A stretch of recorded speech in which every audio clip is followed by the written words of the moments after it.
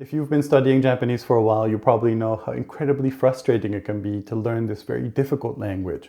Hi, I'm Bunsuke, and I've been studying Japanese for over 20 years now. And in this video, I thought I'd take some time to share some of my takeaways for long-term studying in a sustainable way. And to celebrate the occasion, I want to do a giveaway at the end of this video. So stay tuned to find out how you can win your very own copy of one of my favorite dictionaries. This is going to be a long one, so let's get into it. So before we get into the main section of today's video, I think it's useful to share something about my background. I formally started studying Japanese in 2005 when I entered university. But even from before that, I had many chances to visit Japan throughout my childhood and teen years. And by the age of 15, I knew I was completely hooked and wanted to study this language and culture more intensely.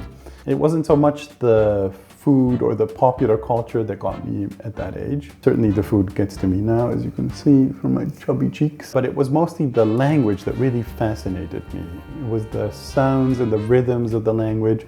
And of course, the writing system that I really didn't understand back then, but I still remember very vividly that it really fascinated me. And I think it's safe to say that this fascination with Japan kind of got out of hand along the way, because I ended up with 1 undergraduate degree, 3 masters, and a PhD in modern Japanese literature. I think this is important to mention here, not so much to brag, but to keep in mind that I got to where I am today because I was able to fully invest all of my time and energy throughout the past 20 years into learning this very difficult language to a very high level. And not only that, but I was also funded for most of the entire process. So it was my source of income for the past 20 years. So whatever you think of my level of Japanese based on videos on this channel or collaborations with other YouTubers that you might have seen, just know that it is the result of many hours of dedication and immersion without many significant distractions along the way.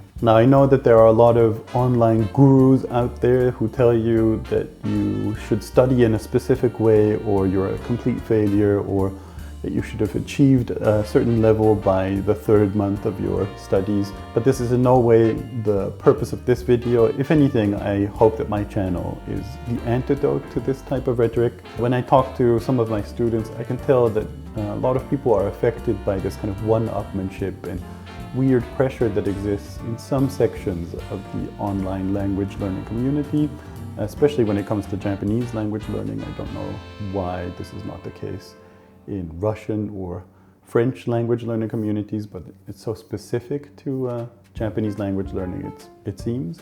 But when I hear these stories, I often notice that these weird pressures are making people nervous about studying Japanese. And so when I discuss my takeaways, I'll keep some of these concerns in mind. Now, because I started studying Japanese in 2005, of course, my learning methods are inevitably more analog than digital. This is what works for me, and at this point, let's be honest, I'm kind of stuck in my ways, but these methods might not work for you. I don't believe that there's just one way to learn this language, and so I'm not here to tell you what to do.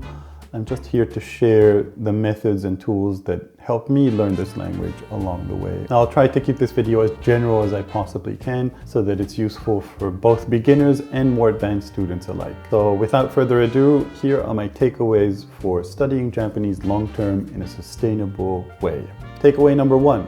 Find your community. I think one of the most important lessons in the past 20 years that I've learned is that community and the people you study with and you share this journey with are probably the thing that will make or break your experience. For me, I found my community at university. I found a few of my peers and also some of my senpai who were very dedicated to learning this language in a very specific way. They're very nerdy about language, about linguistics, about literature, about history, and I was influenced by their passion for learning and their passion for language and culture. Now, from my early university days, there's specifically one friend, and if he's watching this, he knows who he is. We've been friends for all of this time, basically since week 1, the introduction week of university, and we're still friends today. He basically had a very similar journey to me. He is also a literature PhD and is now a full professor at a university, and we're still learning together, and we're about to even, write an academic paper together this summer. So this friendship that we struck up all these years ago still translates into what we do today. But I still remember very vividly from those early days that studying together with somebody who was as passionate as me really helped me stay motivated long term. Of course, today things are very different because we live in the age of internet, and it's supposedly much easier to find a community that fits your learning goals and interests. However, talking to my own students, some of them have definitely fallen prey to, for lack of a better word, some of the more toxic online communities that make people feel bad about being at a certain point in their language learning journey, or people putting each other down for not being able to read a kanji, or even having to do a kanji quiz before even being let into a community. So I want to say here that if you are part of such a community that makes you feel bad about studying, or demotivated or nervous, it's okay to step away from that community and take your time to find a new community that works better for you. Because this community, as I said before, really makes or breaks your journey. But I do realize that I was very lucky to stumble into the exact community that was right for me, right as I entered university at the age of 18. And I also realized that I'm lucky again today because I found a whole new community in all of you when I started this platform, first on Substack and now here also on YouTube. Thank you, by the way, also for sticking with me. I realized that I probably have the most relaxed uploading schedule of any YouTuber in this space at this point. So I want to thank all of you. We're almost at 10K subscribers, I think, at the time of recording this video. Yeah, I really want to thank all of you for sticking with me, or for just simply forgetting to unsubscribe from the channel. I do plan on releasing more videos this year, so keep your eyes peeled for more content here, and don't forget to subscribe and hit the notification bell. Takeaway number 2, friction is progress. This might sound a bit wishy-washy in the beginning, but for me, language learning is an embodied experience. Based on my experience the past 20 years, I've always felt that learning a language is a very physical experience. And whenever I take away from the physical experience of learning the language, then information doesn't stick as well. So for instance, I always take notes on paper with a physical pen. By the way, I never keep my notes. I use the cheapest paper, use the cheapest pens available. For me, the note-taking itself is part of the process of memorization, but I never look back at my notes. The physical note-taking really serves to memorize more quickly and more efficiently in my experience. I also use physical dictionaries. Not only do I just like the tactile experience of using a physical dictionary, but I also feel that going through the trouble of looking something up is kind of cumbersome, and so I don't really want to go through the process twice. And so I think my brain feels forced to remember stuff so that I don't have to keep looking things up. But I do feel that using a physical dictionary helps me remember more efficiently, or at least kind of a combination of a dictionary on my phone, or like a denshi jisho, one of those electronic dictionaries, in tandem with physical dictionary usage is a very efficient way to learn for me. But even if I do end up forgetting something, I realize that kind of the forgetting is also part of the process. I think I've told this story before, but in the summer after my first year at university, I tried to decipher my first Japanese novel. I think it was by Murakami Haruki or by Murakami Ryu. Might have been Kagiri Naku Toumei ni Chikai Buru. I made a deal with myself. I would only take notes of a word or a kanji if that was the first time I saw that kanji or that word. And looking back at my notes, which I still did back then, I realized that I had written down the same word many, many times over, each time being convinced that that was the first time I saw that word. I realized at that point that, forgetting is just part of the cycle of learning.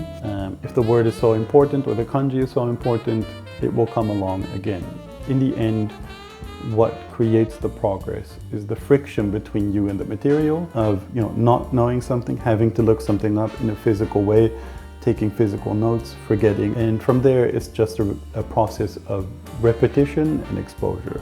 Now this method of learning, of course, comes in part because back when I started studying, there was no alternative to using a paper dictionary other than maybe an electronic dictionary, one of those denshijisho that you can probably still buy today. I realized that nowadays people use all kinds of software or apps to learn. For instance, I hear my own students use software to turn subtitles from Netflix into Anki decks that are turned into flashcards that are spaciously repeated over time, so that people are confronted with a word at exactly the right interval. But for me, because I always have felt that, having that physical aspect of language learning is so important, that when you take that away, when you take away the elements that cause the friction, that cause the progress, you're kind of denying yourself the opportunity to feel the frustration that in the end will push you forward in your language learning. Of course, I'm not here to tell you to not use this, but sometimes I do feel it is kind of good to take a step back and to reassess the balance between the friction that comes from an analog method and the expedience of automatized digital methods. Okay, let's keep it moving. Takeaway number 3. The most difficult aspect of learning Japanese, for me at least, is not so much all the vocab, of which there is a lot, or all the kanji, of which there are many, but it is to be able to communicate in different registers of language. Let me explain what I mean by this. It's first of all knowing how things are expressed in a certain social situation and being able to switch between different registers. When you go to the hospital and you have to tell what's wrong, or you have to fill out some forms, or you go to the tax office, or you go to the supermarket, all these different situations call for a different set of vocabulary, a different set of phrasing. And so this is probably why a beginner or early intermediate student, people will say, oh, grammatically it's perfect, but it's just not how we say it, right? And this how we say it, the phrasing, the colloquialisms of different social situations that call for different registers of language, getting the exposure that you need to get familiar with all of these scenes and situations over time, that is, I think, the biggest challenge in Japanese. And so just the other day, one of my students talked about this, and he's like, well, I can look up all the kanji, look up all the words, but I'm still not really sure what it says. There's kind of something in between. There's like a fog in between me and the language. And I think it's this aspect where, you're good enough to look up everything and understand most things, but then there's still kind of this distance between you and the language. And I think closing the gap is kind of the biggest challenge for anybody who is intermediate and above. So I guess what I'm trying to say is, when you're assessing kind of a long-term study plan, make sure that it's not only about cramming vocab, cramming kanji, but it is about sentence structure, learning phrasing, and focusing on how things are said in certain situations. Okay, takeaway number 4. Perfection does not exist. Now, when we're very serious about our language learning journey, we want to become as good as we possibly can. And of course, our image of the best that you possibly can be is the ideal image of the native speaker. So the closer to native speaker that you can get, the better. And I feel that, while this to an extent, of course, is true, I do feel that lately in the kind of online language learning community, this has taken a kind of an unconstructive turn, if you will. I've noticed that people are very concerned these days about their pitch accent. Everybody needs perfect pitch, even though they might still be a beginner or like an early intermediate. People are worried about getting very good JLPT scores for N1, or getting N1 as quickly as possible. There's a lot of videos out there of people starting and getting N1 within 6 months. I've also heard, and this is kind of near and dear to my heart because my specialization is Japanese literature, but I've heard people say that your Japanese needs to be perfect before you read your first novel in Japanese. And supposedly kind of your experience, your first experience of the novel should be this immaculate experience. But let me tell you now that kind of that is not very realistic. And if those things, that kind of rhetoric makes you very nervous, then it's okay to kind of let that go. Of course, I also, at the beginning of all of this, wanted to become as native as I possibly could. But what I realized after 20 years of language learning is that on the one hand, I'll probably never be as good as the average 5-year-old Japanese child. And then the other hand, I'm much, much better at Japanese and much more knowledgeable about Japanese than the average native speaker because I have such specialized knowledge. In a similar way, if you ask me about my own native language, Dutch, I probably have a lot of trouble answering questions about that because I just speak it as a native speaker and not through a process of second language acquisition. So the approach is very different. So what this has taught me is that there's no such thing as perfection. Not even native speakers are perfect, and not all native speakers are created equal. And when it comes to pitch accent, I do feel that it's like an interesting aspect of Japanese language learning. But I think that if you're like a beginner or kind of lower intermediate learner, then having perfect pitch should be lower on your list of priorities among all of the aspects that you still have to learn. So if it's something that just interests you and you want to kind of learn more about it, by all means, go for it. But if it's something that has been whispered in your ear that you should perfect before even opening your mouth in Japanese public, please let that go immediately. It's not true at all. And if you don't have perfect pitch, that doesn't mean that you can't make Japanese friends. In a similar way, this idea of perfecting your Japanese before you start reading a novel in Japanese, I think is absolutely ridiculous. One of my old professors here in Japan is one of the foremost scholars when it comes to Natsume Soseki, but he used to tell me that he rereads Soseki's novels every single year because every time he reads them, he gets something new out of them. So think about this, even like not just any native speaker, but one of the foremost scholars in the field gets something new out of rereading these novels every single time.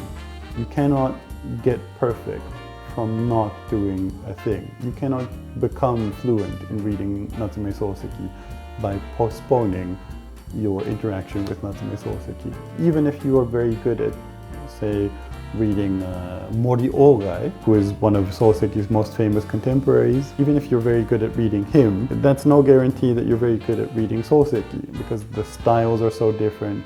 Language back then was very experimental still. So I guess what I'm trying to say is that because perfection doesn't exist, the best thing you can do is jump into something that really interests you, right? If you really want to read older novels, just jump in. It feels awkward at the beginning because you don't know much about it, but not being perfect before you start is kind of the point. And even if you're not perfect in the beginning, which you won't be, your mind can adjust. Same goes for conversation. People say like, oh, you have to do input the first 2 years of your language studies because otherwise your pitch accent will be weird.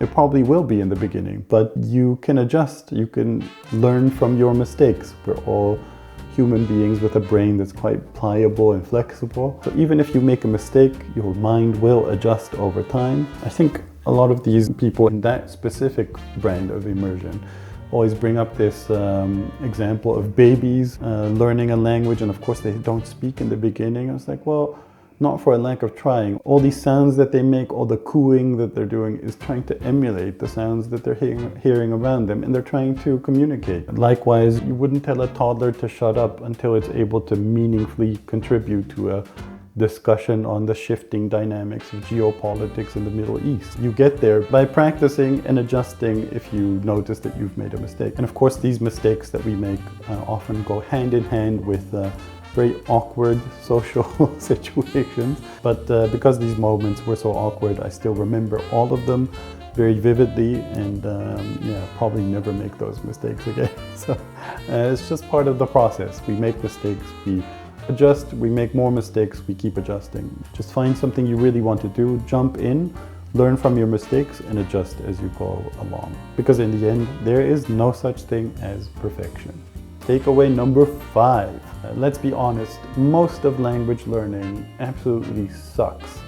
And that's because there's so much disappointment when it comes to language learning. It's a long and arduous process. There's only a few moments of light at the end of the tunnel, and you kind of desperately cling on to these moments only to be disappointed again the next moment. And there were so many moments along the way where I was kind of uplifted and made to think like, oh, I can finally do it. I'm here. I finally arrived at the end point of my language learning journey because I understand everything that's going on without much trouble, only to be confronted with a different situation that completely threw me off again. My entire language learning journey has basically been a wave of this kind. It's like a big waveform if you make a graph out of it. But it is kind of that waveform that if expanded over a longer period of time, you do see kind of go up. And so it's not weird that a lot of people experience at some point this kind of what's often called intermediate plateau. But I really don't think that exists. I see it now, interestingly, now that I'm on the teaching side of the language learning process, that even though people feel that, oh, I'm so stuck, I don't feel like I'm making any progress, that from my point of view, people actually are making progress. I think you're always making progress as long as you just keep going. And of course, that is not to say that, you know, you should kind of keep your blinds on, just keep going and do whatever. You should always be mindful of the things that you're doing throughout the process and be willing to adjust if something is not working. But I think the hardest part is, you know, working through all of the frustration and keep trusting in the process over time. And it's kind of the moments where you can read a page or a chapter all by yourself, or you've reached a moment where you can kind of pick a book off the shelf and you can read it from beginning to end without much help or much looking up. Or you have a conversation in an izakaya with the person next to you and you understand everything. You're making jokes, they're laughing.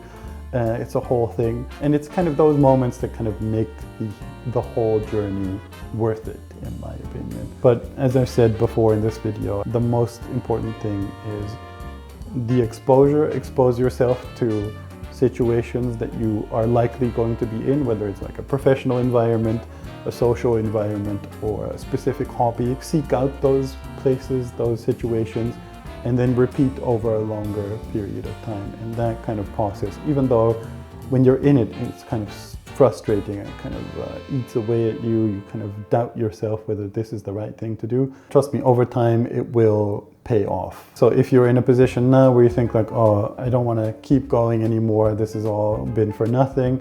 No, trust me, look at me. Keep going, it's okay. But that also kind of brings me to my 6th and last takeaway, which is that taking breaks is also a very important part of the process. If you are running out of steam, or if you've just had a period of very intensive studying, it's a very necessary part of the process to kind of take a break. And a break can take all kinds of forms, right? Sometimes you just shift your perspective on the studying. So if you've done like intensive reading, you can shift to conversation for a while just to kind of switch things up. Or sometimes you just take a full break from the entire thing. And it's all good. You know, taking the breaks really helps you kind of sit this out long term. I've taken many breaks. If anything, this past year, I just needed to step away from everything basically, and so I did, which is also why I've been so kind of lax in my uploading, both here and on my Substack. But it's because I took the break that I now feel more energized, and we're here and I'm here taping this video. So taking breaks is absolutely necessary throughout this process. So if you are definitely at a point where you feel that you're burning out, make changes and make breaks part of that change. I think that's a very important part of the puzzle for long-term sustainable studying. So that's it. Those were my takeaways for long-term studying in a sustainable way. Let me know what you think in the comment section below. But more importantly, I would love for you to participate in the giveaway. So I really wanted to thank everybody for sticking with me and helping me grow this platform to what it is today, even though I was in the process of taking breaks myself. And I want to do a giveaway of one of the dictionaries that I find really, really helpful, which is the Kanji no Tsukaiwake something something jiten. I don't have it with me here, so I can't see the title. Let me check. Kanji no Tsukaiwake Toki Akashi Jiten. It's this one. And this is such a useful dictionary because, as you've probably noticed, there are many words that have the same kunyomi, but a lot of different kanji for that same kunyomi. And depending on the kanji, that word means a very different things. There are like 17 different kakerus or something like that. And this dictionary gives an overview of all of these different usages of these kanji and where they come from. It's completely in Japanese, so yeah, it does help if you feel comfortable using a dictionary like this. But even if you still feel a little bit of discomfort, like I said before, just jump in, make the jump, and you'll probably be fine. And the way that you can win this dictionary is by making my life easier by providing me content for the next video, which I want to make a Q&A. So if you have any questions related to any aspect of Japanese language learning, or personally to me about my own language learning journey, then make sure to leave those below, and I will try to answer all of those questions in one of the upcoming videos. And the question I thought was the most interesting will win this dictionary. And if it's a very interesting question, of course, it'll get its own video. I'm very curious to see if anyone, first of all, watches this video, if the algorithm will pick it up at all. And if people do watch it, what kind of questions you have for me. So make sure to send in your questions below. Thank you so much for watching, and I'll see you in the next one. Bye bye.